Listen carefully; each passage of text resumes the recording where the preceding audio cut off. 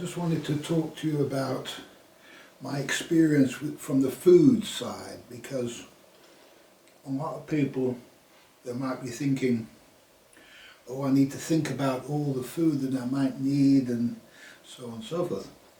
But one of the problems is you don't know how far you're going to go and where you're going to pull into, how soon you're going to find a supermarket and so on.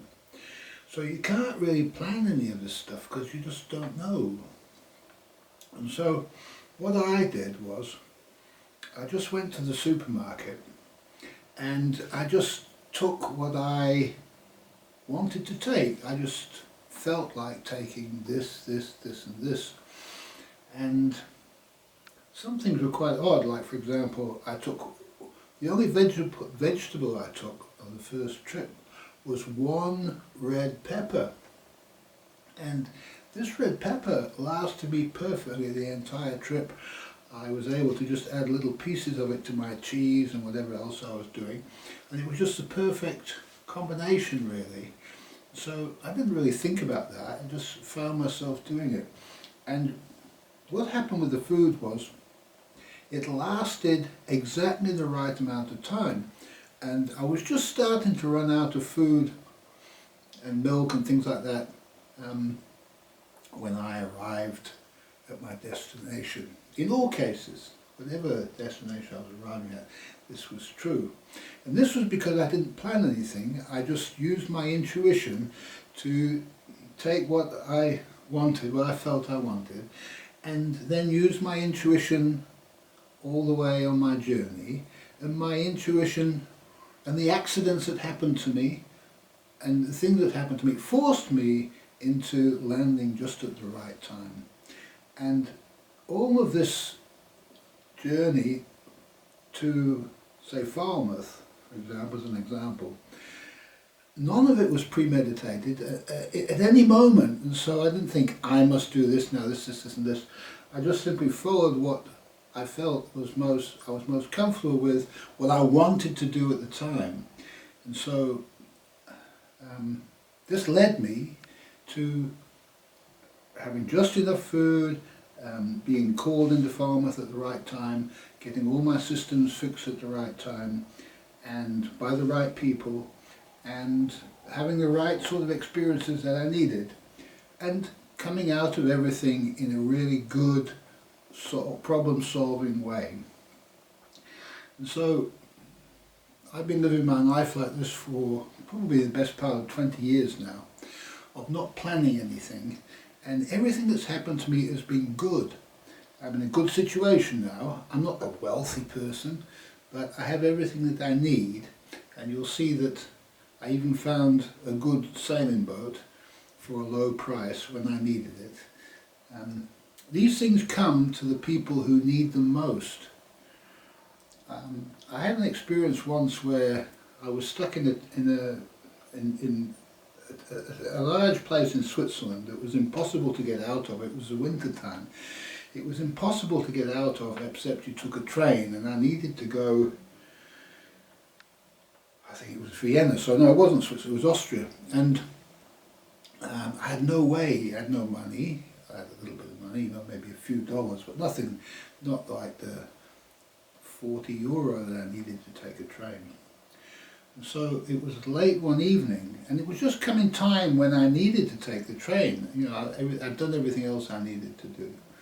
And I was walking along it was a half light, as the sun was just going down, and my eyes looked down and it saw 40 euro, two 20 euro notes lying in the gutter, probably fallen out of somebody's car or something when they opened their door. You know. And I just picked it up, and that was my way out of there. Now, this 40 euro that fell out of somebody's pocket could have gone to anybody, but it came to me because I was the most needy. Now, I have actually watched somebody, I have seen a 2 euro coin, gold coin, lying on the pavement, and seen somebody in front of me pick it up. Okay. Now, this is to show me that nature is showing me that the other person is led to see this before me.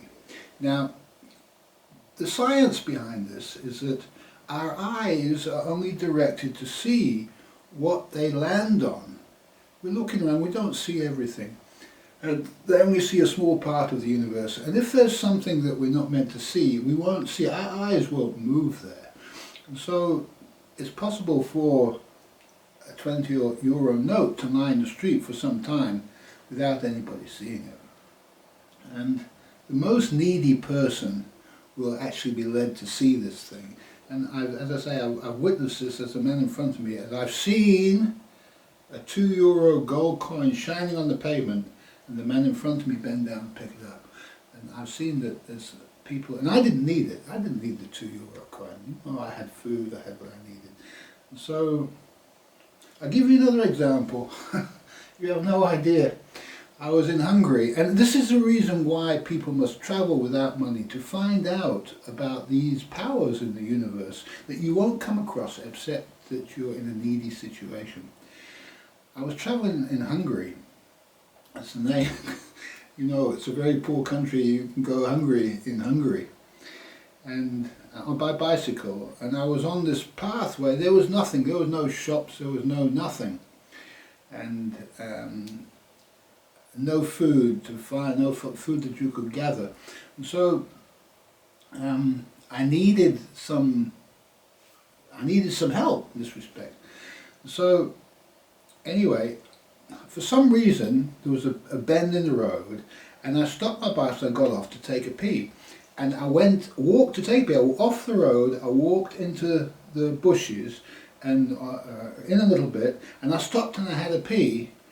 And I'm standing there peeing, and my eyes just look down and I say, that's funny, what's that over there? That's something funny there. And I bent down and dug in the grass, and there was hidden in the grass, there was a bag, and somebody had lost this bag at least 20 years before I found it. And the bag was all disintegrating and everything, and I tore what was left of the bag open, and there was a purse inside the bag, and I opened the purse, and there was a coin, a gold coin inside the purse, which was enough at my next stop to get me some bread and something to eat. And this had been sitting there for 20 years, and nature had been able to guide me into that position to find that particular thing. And this is basically how the birds survive. You know, they're all led wherever there's a mechanism in the universe to make sure that nothing gets wasted. And so where there's a need for something to be eaten, you know, like a shark, if a fish is dying and it needs to be given a quick death, then the shark will come on and eat it, boom, and then, you know, that's the purpose of all these things. And the shark will be led to the fish, and the fish will be led to the shark, and so on. So it's natural that there will be rules in the universe to make sure all these things happen. And you don't actually come across these rules unless you put yourself into the position to be the fish, and not the shark. And so the shark doesn't quite notice as much as the fish does. Well, it does actually. The shark is in need of a feed, of course, and he notices what's going on. Is the shark intelligent? As intelligent as a human? Why not? Why wouldn't he be? You know, he's not foolish like a human who, lost in his mind, is living in nature, experiences life, and, you know, sometimes he gets caught on the end of a hook. Well, why does this happen to a shark? You know, a shark's got sharp teeth, and maybe his bite can be painful. So if you live your life with inflicting painful bites on others, you might need to have a painful thing inflicted upon you, and this is why we have the shark hook, I suppose. Okay, I'll leave it at that. Just something to think about. I never used to think anything like this, you know, when I was 50 years old, like you are, or even younger. I used to think just like you do, but in the last 20 years I've given myself over to a life in tune with the universe. The universe has taught me many, many, many things which I didn't know in my younger days. And so I just pass this on to you, not to say don't believe me. You have to go and live without money and go on a journey without money. to find out, and always it was necessary for anybody who became a master to go through the journeyman phase on their way to mastership. And the journeyman phase was to go on a journey without money and learn these things, and in the process, see the wind, they would produce a masterwork. And the wind is good for communication. And this masterwork would then qualify them, they would be examined by other masters, it would qualify them to become the master of whatever it was they were learning at that time.